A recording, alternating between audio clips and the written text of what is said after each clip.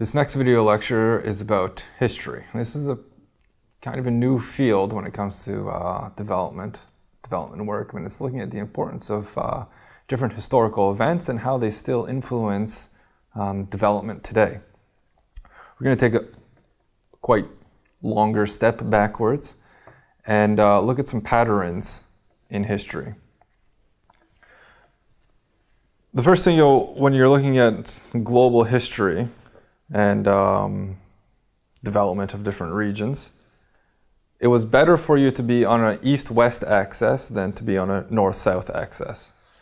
And that was true because species, plants as well as animals, move better across this east-west axis than moving up and down. Moving up and down, the weather changes more, you have hotter and colder weather, so it's difficult to be able to take your seeds and to grow them further north or to grow them further south. But if you're on the east-west axis, then the seeds can move across and the environment is more or less the same. So if you're picturing your world map, then Europe is in a very good place because Mongolia is where a lot of sort of prehistory occurred, and then you can see that it can go across from Mongolia on that east-west axis to Europe. So Europe was in a particularly good place when it came to seeds and species being able to get into Europe. If you had an agricultural society, then you would want to have eventually an agricultural surplus. And if you had an agricultural surplus, then you could become a sedentary society. So you could stay in one place and you would have enough food in that one place. You wouldn't need to travel or keep moving to get more food. And if you were able to stay in one place, that also meant you were able to domesticate animals. And that's going to be an important idea. If you were able to do those two things, then you would start having some institutions for a way how to be able to regulate the surpluses that you had. So here's when you start seeing the first institutions, and they were based on dealing with agricultural surplus.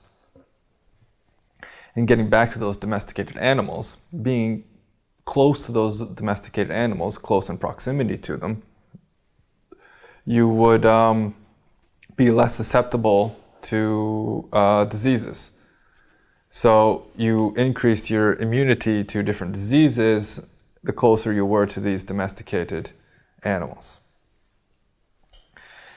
If you go back and you take a bigger picture of global economic history from year zero up until the present day, India and China, if you were to look at a line graph, India and China have had most of the world's GDP for most of that time period. It wasn't up until the 1850s that Europe and then North America started to increase and have a higher percentage of the world's GDP. So from the year zero up until 1800, 1850, it was China and India who had most of it, and then after that, it was Europe and North America. And if you look at the trends now, then Europe and North America are decreasing while China again is increasing. So what that means is you have to look at that and you have to question the institutions and the policies in Europe. Are they the ones that made Europe rich at this particular moment in time? And these are the best institutions and policies to have? Or is it just a small blip in China's economic history, and it was more failures or a downward spiral in China that allowed Europe to grow? So maybe we're working with the wrong type of institutions and the wrong type of policies. So when you look at the sort of longer economic history, that's one of the things that becomes quite glaring, that you're not exactly sure what are the best institutions and what are the best policies to encourage economic growth if you look at this longer trend of economic history. Now, in history, when it comes to development work, one thing that's very important is something called path dependency. So path dependency is the idea of you have this decision made, maybe a type of institution, and then that institution develops because of how it was first initiated and first started. So it's quite difficult to change an institution after it has already started. So the choices that institution makes is sort of dependent on that first decisions made when the institution was started. If you're sitting at your computer, for example, you could look down at the board and you would see a QWERTY keyboard probably. Now, a QWERTY keyboard is not the most efficient way how to organize a keyboard. At least if you're typing in English, the letters that you use the most while typing are not in that middle row where your fingers are resting. They're in different places. And they put them in different places because they didn't want to break the first typewriters. So it would slow the typist down a little bit. So there's a different structure for your keyboard called Dvorak.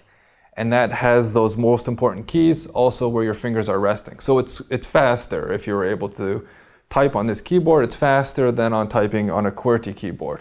But we're all used to the QWERTY system, and we've all learned where the different letters are on that system. So that's more or less a system that we continue using. So that's an example of path dependency, that we're not coming up with the best or most efficient use of our resource, but we're just acting in a way that we have been, because that's the way we have been acting and that's the way we know how to do it.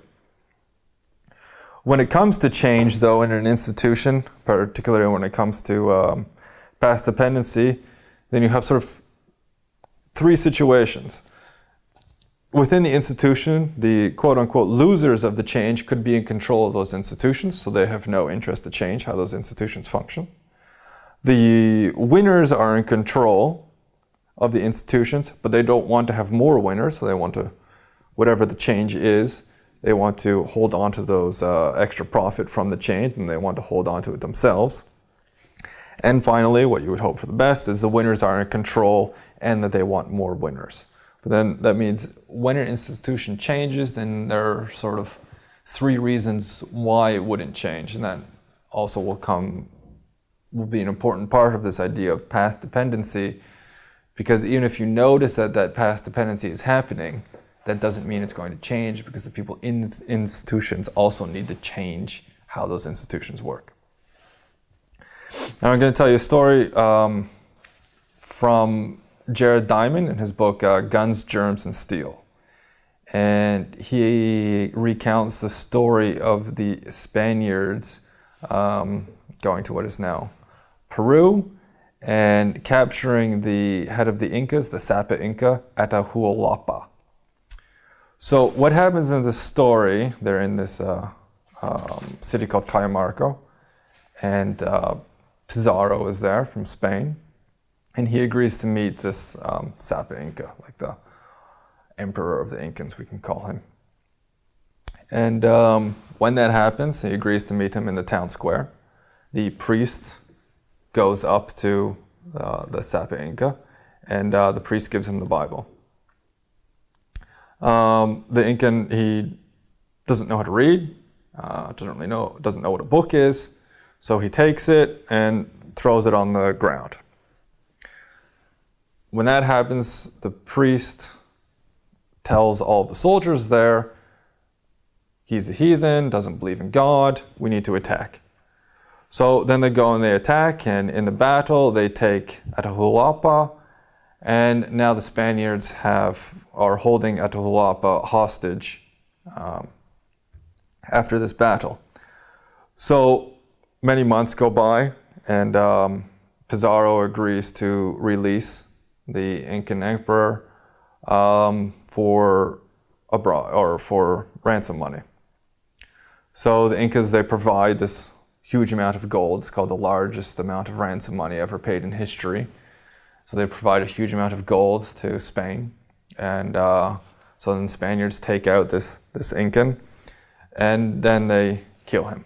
So they received the ransom money, but then they also killed the Incan guy after. And that's sort of a story. That's a story that sort of encapsulates how the Western world interacted with what is now the developing world in sort of South America and Africa. So Diamond, he comes up with 4 reasons that allowed for the expansion of Europe. And if you remember dependency theory, for example, dependency theory was arguing that the growth of Europe is based on the destruction of the developing world, and that's kind of an example of what dependency theory meant by that. So Diamond comes up with these 4 reasons for European expansion: military technology, infectious diseases. So after the Spaniards are there, remember those domesticated animals from before, the Spaniards didn't get sick from those domesticated animals and were immune to certain diseases, but the Incas were not immune to those diseases. So they were more susceptible to these infectious diseases, and many people died from that. Maritime technology, so they were able to travel by boats from Europe to South America, and writing as well, so they had a more efficient record-keeping system. So it was those 4 reasons that allowed for European expansion. After that type of expansion, and you had that military technology, particularly with the steel and guns, then you were able to set up a sort of colonial empires. Colonial governments usually fit into 3 different styles. They would be absolute deprivation. So here you were just sort of extracting as many resources from that colony as possible. You also had merchant capitalism. So here you were trying to put in different capitalistic features. So maybe you would encourage particularly manufacturing or a different type of manufacturing or textile production in your colony so that they could then trade with the colonial power. And you also had industrial capitalism. So here you're encouraging monoeconomics, just maybe one agricultural product that you could then send to the colonial power. So for each of those, they needed different types of institutions, and the institutions encourage one of those 3 different types of interaction with the colonial power.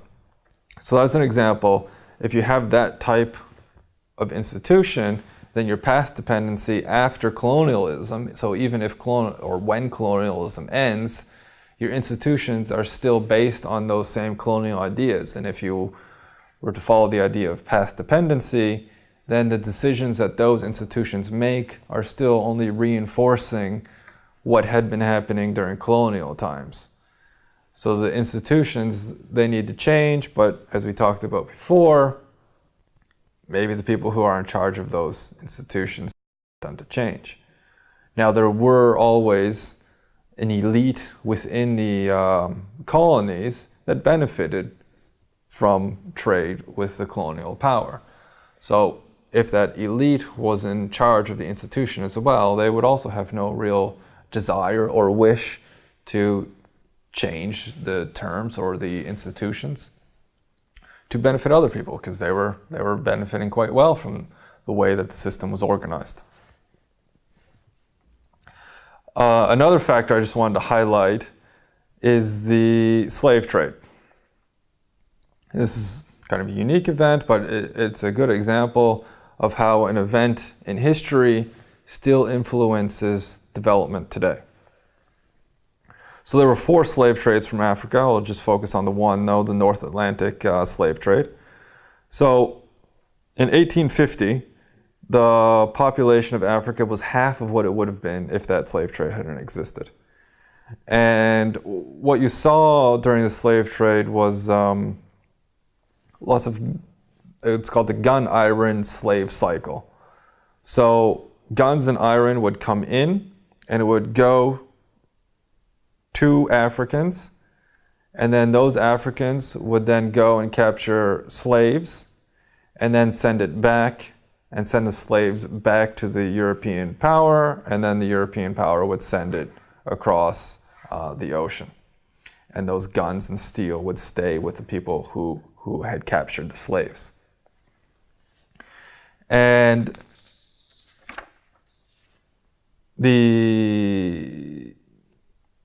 there were large existing governments in Africa at this time, but they're losing out people to the slave trade, people going in, capturing people, and taking them out.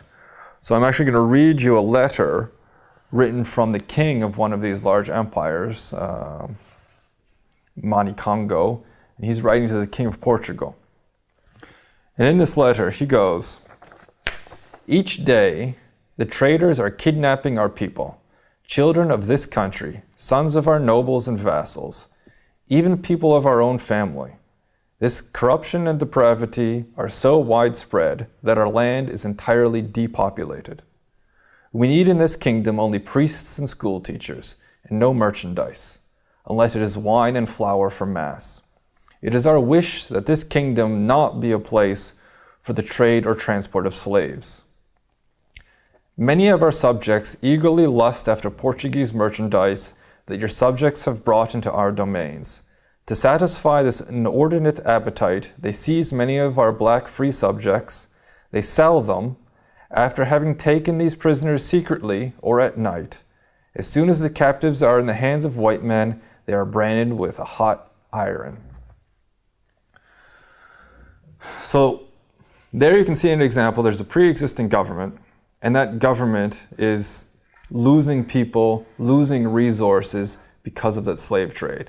And then the government will eventually collapse because they're losing too many people and it's causing too much social upheaval. And then people are being sent over to North and South America. So you have a few results from this situation. First one is that the slave raiders who were taking the slaves, as I said before, it wasn't Europeans going further into the continent. It was Europeans making agreements with people closer to the coast, and then those people on the coast going in and taking slaves more often. So what you'll see, or just within their own communities also, you would have people taking slaves. But the important part here is that you'll have this culture of mistrust and fragmentation. So you can't trust your neighbor because you don't know maybe your neighbor is a slave raider. You can't trust people coming into your village because maybe there are slave raiders. So if that's how you're living your life, then you also cannot trade with other people because maybe they're there for trade or maybe they're there to take you away. So that's when you get this idea of mistrust. And if you're looking at studies over a long period of time, the places that had a higher degree of, a higher number of slaves taken, still today they have a higher degree of mistrust than places that are the opposite of that. Another thing because of that is you'll get these sort of quote-unquote irrational economic choices.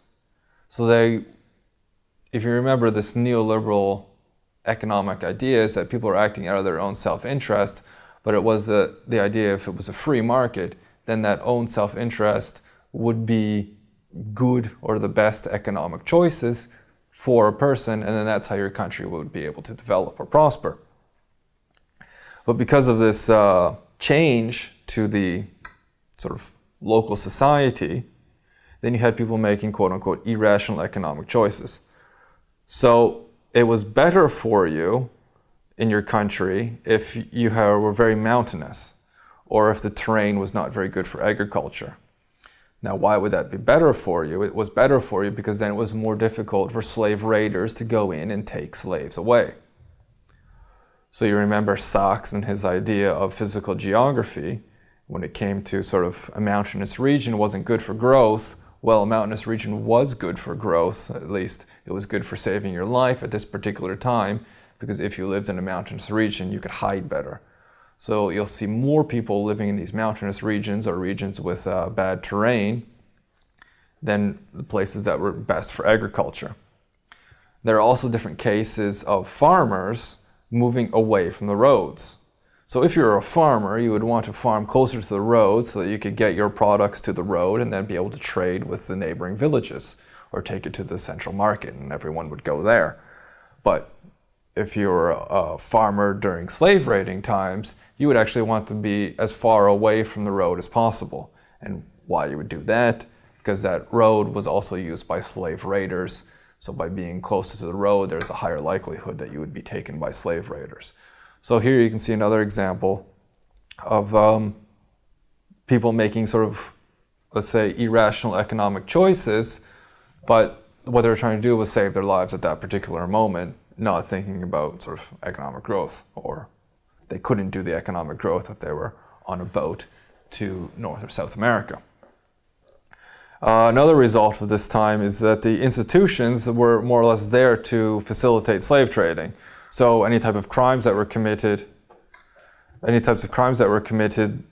result of those crimes would be to go into the slave trading boats and have to go over to North or South America. So there are a few results of this situation, and the results are that there is a greater degree of slave trading. The higher amount of slave trading there was, the more fractionalization there is in the society still today, and there's still a higher degree of mistrust, what I mentioned before. Another important one is that the countries or the places that had the highest amount of population density, they also had the highest amount of slave exports. So if you can say that population density is connected with urbanization and modern economy, then there are also lots of people living close to each other, so it was easier to take slaves from those regions. So you can say that the most prosperous, or the places that were growing the most, those are the ones that dealt with most of the problems connected with slave raiding. And you can still see it today in countries where there was a high amount of slave raiding. The GDP growth is kind of not particularly large. But if there was a low amount of slave raiding, then the GDP growth of those countries is substantially different than the countries that had a high amount of slave raiding. So you can still see that difference today. So to end this one off, then we can see that there was this historical event 200 years ago, and still today it is still influencing economic growth and development in countries today.